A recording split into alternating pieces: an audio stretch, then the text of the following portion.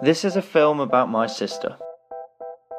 She was born on the 18th of August 1989, and her name is Sarah. Happy birthday, dear Sarah. I popped out exactly one day before she turned 4. I was like a birthday present for her. And she treated me like one of her dolls. And like any other brother and sister, we were pretty close. But we don't bath together anymore. Sarah is all grown up now and has her own little family. This is her husband Dan, their 1-year-old cockapoo puppy Harley, and Rogue the cat. Let me show you a normal day for Sarah. So it's 4:33 in the morning, and that means my sister has been awake for 3 minutes now, so her alarm goes off at 4:30 in the morning. Yes, she really does wake up at 4:30. She starts off with a coffee, does some morning chores, and then feeds the cat and the dog. Next she starts to get ready for her day. Has time for a few morning stretches when Harley lets her, and then it's time to go. First stop is the gym by 6 AM, and then by 7:20 she gets into the hospital where she works as an occupational therapist. Back home after work she makes her lunch for the next day, has some dinner, and then chills out in the evening with her husband and her puppy. And, well, her annoying brother who's brought his camera with him. Now, that all seems pretty normal. Nothing particularly out of the ordinary, well, except for the early start. But what if I was to tell you that my sister is actually disabled?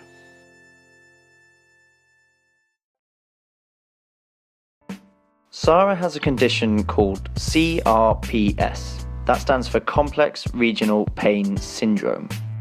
So what is Complex Regional Pain Syndrome? CRPS is a neuropathic chronic pain condition. It occurs when the nervous system and the immune system malfunctions in response to trauma. It normally affects the limbs of a person, but has been known to spread to the face and the internal organs. Symptoms include continuous pain in the infected area, hypersensitivity of the area, swelling, temperature changes, changes in skin colour to shades of orange and purple, as well as blistering, joint stiffness, muscle spasms and muscle weakness. Symptoms can vary from person to person, but it is progressive, which means it can spread and get worse. The NHS describes it as a poorly understood condition in which a person experiences persistent, severe and debilitating pain. Pain is a hard thing to understand, so let's listen to Sarah try and describe the pain she goes through. How I describe it is the sensitivity is, say if you've got a burn, if ever you've caught yourself when you've got a burn, it's that, oh, you don't want to touch it, water gets on it, air gets on it, it's just hurt, it's just sore, it's like really sore, and it feels like it's exposed. That's how it feels on the top of my hands and the top of my foot. Inside, it's like this crushing pain with shooting pain. So I get shooting pains at my arm, into my shoulder, sometimes into my face, depending how bad I am. And then I get pains all the way from my big toe, all the way at my leg, at my hip, sometimes at my back. And then I get this dull ache that's usually in my leg, but you can't keep still with it, you need to move because it's so hard to explain, but it's this most uncomfortable feeling and it's painful. You want anything to relieve it, but nothing does. Yeah, it's hard to explain. I've constantly got this dull ache, this crushing, this feeling, yeah, like it's not right, there's something wrong. And the burning, yeah, constant burning, which it ranges. Sometimes it's normal burning, sometimes it's really burning. The sensitivity is more if I brush it, if I knock my hand, if it's windy, if it's raining, in the shower, the bath, putting shoes on hurts. When I was about 14, 15, I really struggled to put shoes on. But over the years, I've got used to that pain. Like normal people wouldn't notice, but your clothes move a lot. If your clothes are moving, it's irritating. The other night I had a bit of a flare up and the whole of my leg was burning but sore. So every time my pyjamas would move, it just felt like I was taking my skin off. Sometimes you don't realise how much you touch everything. Even sound. Yeah. So I hate going in places where it's loud. If it's loud in the office, loud noises, bands, especially dance, nightmare. Because he bangs everything. To me, it sounds so much louder than it probably does to normal people. That makes the pain bad because your body goes like into a tense mode. You can see why pain is a hard thing to define. Scientists at McGill University in Montreal developed the McGill Pain Index. It ranges from no pain at all at 0 and goes up to a maximum of 50. So, say you sprained your ankle, that would come in at just above 10. A toothache, bone fracture, and arthritis all come in at around 20. Pain associated with cancer is around 25. Other chronic pain conditions such as chronic back pain and fibromyalgia, they come in at just under 30. Just above 30 is the pain experienced during your second or third labour, but giving birth for the first time comes in at just under 40. And then just above 40 is the pain experienced during amputation. So where does Sarah's pain fit in? Complex regional pain syndrome has been given a value of 42. That's higher than anything I've just mentioned. So when did all this start for Sarah? It started when I was 13. I went to Centre Parks, stubbed my toe on the slide, didn't think anything of it, got out limped, as you do with a stubbed toe. It just moaned, but I was at that age when I'm not getting on with my parents, so you moan anyway. Came home, it was still bad, it was quite black and swollen and bruised. Something was up, so we thought we'd broken my toe. Went to the doctor, sent us to A&E, had x-rays, not broken, and it just kept getting worse. I think it was over like 2 to 3 weeks. The burning started, the sensitivity started, everything started. I wanted to avoid my foot completely. Back and forth, different doctors, different hospitals. Eventually, Mum looked online and saw something about CRPS or RSD as it was known there. Phoned up the doctor, they said to get me in and then diagnosed me with reflex sympathetic dystrophy, now complex regional pain syndrome. It took 18 months for Sarah to get her diagnosis, during which time some doctors were saying she didn't even have anything wrong with her. The doctor was saying to Mum, nothing wrong. We've done the x-rays, we've done the scans, there's nothing broken, there's nothing wrong. He was squeezing my foot and I remember being in tears because it hurt so much. And he was squeezing and saying that I was doing it for attention. I didn't want to go to school. That was my reason to stay off.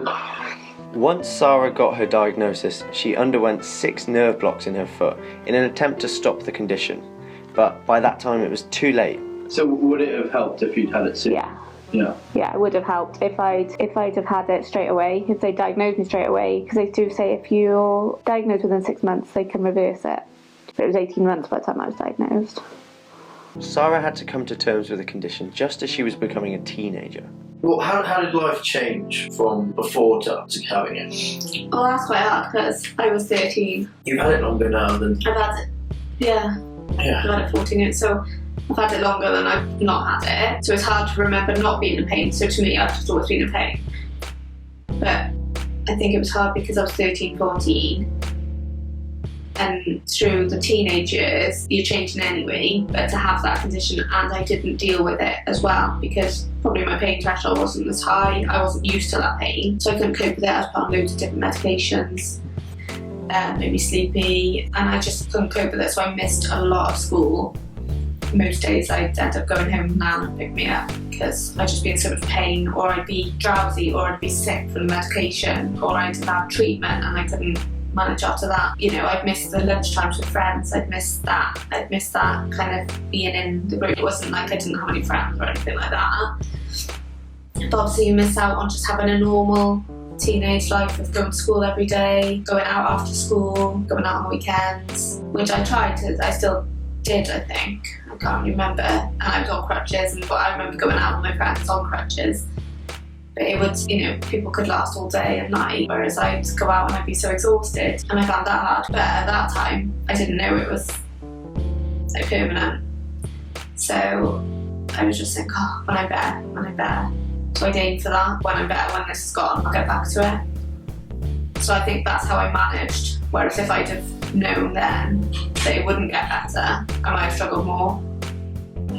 But then the older you get, the more you prioritise and you think, right, like I used to use crutches until when I was like 17, I was in college, and I thought, no, I want to get a job and I'm not going to get the job I want to do in OT if I'm using crutches. I just wouldn't physically be able to cope.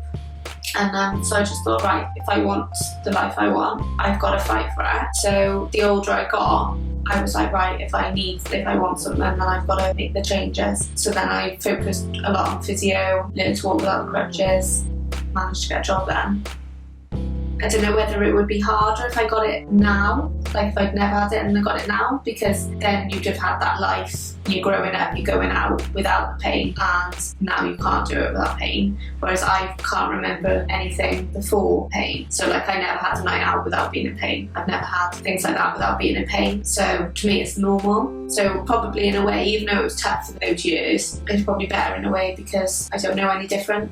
Sarah has been prescribed various medications over the years to help with the condition, but they've all come with their own side effects. Because they used to just dose you up on painkillers. Yeah. So I remember when you So I've been on loads. So I had, when I was younger, I'd be like gabapentin, amitriptyline, all the neuropathic painkillers. I had to 1,800 milligrams a day, which was the highest dose that I could have at my age when I was 15. So I used to just fall asleep in school. But yeah, it just wiped me out. The amitriptyline I would take would just knock me out, and then I'd be sick the next day. It was all the side effects of that. And then they put me on codridamol, and that was when I was 15, and I've been on that until this year. 12 years. 12 years. 12 years of codeine. And it increased the strength, so I'd gone from codridamol to cocodamol to dihydrocodeine. It's very strong.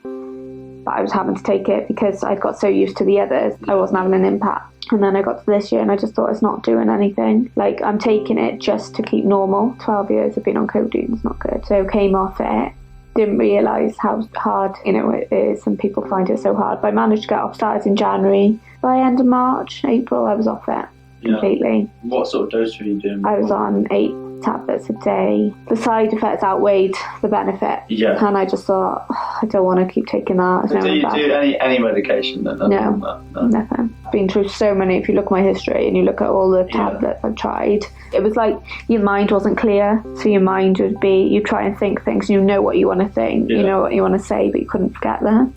So since I've come off it, I can tell my mind's clearer, but the pain is worse. I struggle more in the evenings now because I haven't got the pain relief to take. It's kind of like weighing it up. Some days I'm like, I'm just going to go back on them all, because when you were on it, you were so kind of out of it. It would kind of take the edge off because you wouldn't be as aware, but then it's not like a nice way to live. Sarah has also had all sorts of treatments in an attempt to help. She currently has neuromodulation, which is designed to disperse the pain signals she receives. So I have 2 on my foot, 1 on my hand, and I have it every few months. And for the first week, I flare up because I'm supposed to have the treatment, go home, rest, but I'm in work, so I don't have time to do that. So for the first week, I get a lot of pain. I don't really sleep, which is why I'm really tired now. And my body just doesn't want to. It's slower. The movements are slower. The more I have to concentrate on telling my arm that I need to move it. It's not like I get good pain relief as in, I feel better now. But it maintains it, keeps it at level rather than having flare-ups and spikes of pain. It keeps it all level. So that's the only thing they can offer me at the moment. A lot of the treatments that Sarah goes through are experimental. About 3 years ago, Sarah underwent Chilli treatment. They use a cream which is 1,000 times stronger than a normal Chilli cream and rub that on the affected areas. It's supposed to dissolve the nerve endings. I didn't realise how painful that would be. So I put the cream on, wrapped it up. 40 minutes later, took it off. My skin came off with it. Tried just raw flesh. Oh my god. So it took 6 weeks to recover. But my condition burns anyway. Yeah. So it's always burning. But obviously having Chilli heightened that.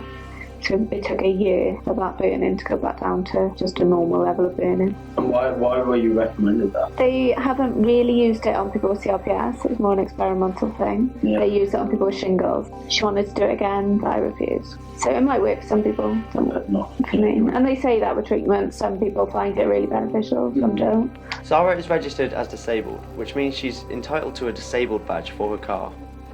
Do you get a disabled badge? Yeah, because I can't walk far, especially if it's raining. If the rain gets on me, my skin can blister. And I know I look alright, so I get a lot of comments about that. Do you ever not want to park there? I hardly park in disabled parking. I park in it in work because I literally can't walk from the car park to the office. But if I go to the shop, I won't park in it because the amount of people that come up to me and say, "Are you parking disabled?" And I'm like, what people actually do? yeah, I get it all the time. They'll be like, I get people to say, "Let me see your badge." No way. I've said I've got my badge, and they say, "Well, who have you got that off?" It's because I look normal. I don't use a stick like I used to, even though sometimes they say I should when I'm up on my back when I haven't got much balance. because I do fall a lot. If you park and disabled, people will watch you. People will follow you around Tesco to see how you're walking. How about that? And then I've had people follow me back to the car and then say, I could have heart problems for all they know. It doesn't have to be visible. You don't have to be in a wheelchair. You don't have to use sticks to have a disability. That's why I don't like using it. I don't like using a stick because I feel people watch me. I'm not that type of person that likes to be centre of attention. I like to blend in the background anyway. So I feel like the less I use, like sticks or wheelchairs. I even hate when I'm limping in work. I just hate it. I try and walk as normal as possible, even though then it causes me agony. I prefer to do that than for people to know, because I put on a front and I do my hair, I do my makeup. I don't look that typical. If someone's ill and they're in bed, you see that they're ill. But I've got this every day of my life. I can't live like that, so I just put on a front. But then sometimes that doesn't help me because no one understands. Sarah's condition falls into the category of an invisible disability, which means from the outside at least, it's hard to tell that Sarah even has a condition. As a result, Sarah has come across some discrimination in her personal life and in her work life. A bit of bullying in work. Basically, I do struggle to do as much as other people, just naturally, because I'm so tired and because of my pain levels. So I only work part-time, I don't pick up as much as full-time. And everyone, my seniors, they all know. But in particular, this one colleague didn't see how bad my condition can sometimes affect me. Ended up saying things to other people like, oh, I wish I was ill, I wish I had an invisible illness and I could get away with things. She would just make out that I was exaggerating my illness, exaggerating my disability to get special attention, when it's the opposite, because I don't want anyone really knowing, because I want to just get on with it and look as normal, act as normal as possible. Yeah, she'd start turning people on me, saying that there was nothing really wrong with me, and she used to just say that I was being lazy in work because I wouldn't see the patients. Some of the patients I couldn't see because it was too much manual handling. I physically couldn't do it, and my supervisors had told me not to do it. Yeah, and as time went on, it was every day, and it would get worse and worse, and in the end I'd go into work and no one would really speak to me. Go in at lunchtime and there'd be no seats left, so I'd have to just sit in the other room, or it was little things, but they all build up. It would always come back to the invisible illness. What's like the hardest thing about having invisible disability? The hardest part is no one sees what you actually go through. Whereas if you've got a broken leg, or if you're in a wheelchair, you can see the problem. Like same as like mental health issues, no one can see it. From the outside, you look completely fine. Which I don't want people to think I've got something wrong with me, but on the days when I'm struggling and I might need to use like a disabled parking space, or they don't see that the other side of it, the side that when I go home I'm exhausted, I come across as fine, which I put on that front as well, because I don't want people to see me as like suffering or with a disability and not being able to do things. I want them to see how I'd be without this. But I do go home and I'm exhausted, and I sometimes can't cook for myself, I can't open stuff, or I just sleep on the settee. Dan has to help me up. I'm just in so much pain. I have a bath in the middle of the night because I'm just in agony. No one sees that side of it, and they don't see that I barely sleep because I'm in so much pain and I'm awake all night, in work when I'm suffering. And I'm like, it's at the end of the day, and I don't really want to bring up that I'm struggling.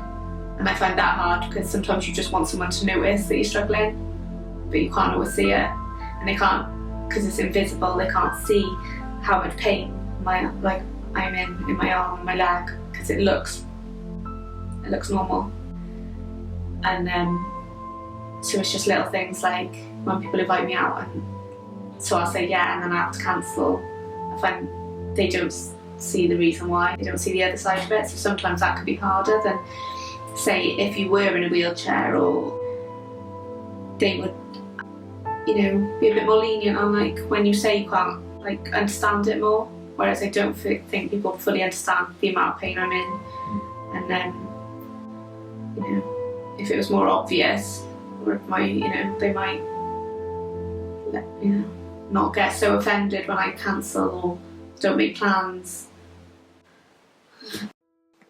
Sarah works as an occupational therapist, She provides support to people whose health prevents them from doing the activities that matter to them. She used to work with people with spinal injuries who faced similar restriction to her own condition, but she's since been moved to an admin role. It was good when I was at Spines because they'd have the same kind of thing, and a lot of people had CRPS, but they would treat it straight away, and I would even say they need to be checked for CRPS because I think it's a start. Yeah, that's why I loved it. Like, they'd come to me and they'd be in chronic pain. As soon as I would tell them about what I had, they would warm to me, and then they'd feel like they could chat about it. And I'd find out probably a lot more than other doctors and that, because they knew I understood. I would know how to advise them to pace themselves, and, you know, I know what it's like. Whereas when someone tells you to pace yourself and they have no idea, you get frustrated. That's what I miss now because I'm in admin. Sarah was recently assessed by Occupational Health. They deemed her unfit to work and she had to take 3 months leave. And they just said to me, why are you working? You shouldn't be working. They were on about early retirement, 27. I was like, I'm not doing early retirement yet. That's why I had to fight to get back into work. I'm still in OT, but just not doing what I want to do. I'm still determined that I'll go back into it. At the moment, I've got to focus on my health. I'm only 27. Sarah has had CRPS for 14 years now, but she still always remains hopeful for the future. New research into the condition is being done every year, and with that brings it possible treatments and potential cures for the future. CRPS can be progressive. What's your kind of outlook for the future? I think now I know about CRPS. I know early symptoms, I know early onset, so I know that, like, when this hand's bad, I had to make sure I was desensitising at all times, make sure I was moving it, make sure I was still using it. So I just feel as long as I've still got that mindset that, like, I go to the gym every day, I keep my muscles moving because I don't want to lose them, then I feel that I won't get worse. It might be naive because it might get worse no matter what I do, or it could get better, I don't know. So I prefer not to think of this is the rest of my life. I think of it as you never know what the future holds. There could be treatments. It's like asthma when my nan was young. She nearly died from asthma, whereas now asthma's quite treatable. Like, it's manageable, it's still got it, but there's treatments available that relieve it. So I don't think of this is me for the rest of my life. I just think, right, this is me at the moment, this is how I'm going to manage it. I don't see an end soon to the pain, but I don't stop hoping for that. I've got to have that mindset, because if I thought, there's no point doing anything, that's when you give up. So as long as I just keep as active as I can and keep doing what I'm doing, and be able to manage so far. Stay strong and never lose hope. That's my tattoo. You know, I never thought when I was 15 that I'd be able to find someone who'd want to marry me with this. Or, you know, I've managed to get a job. I'm working more hours than I've ever done. You know, I drive, I've got my own house. Well, me and Dad have got our own house. I've got a mortgage, you know, I never saw that because I just thought, well, if I can't work, but I've got a job, I've got a house, I've got a dog, I've got a cat. I'm happy. You know, times are tough, but the good times outweigh the bad. So you just gotta stay strong and keep living.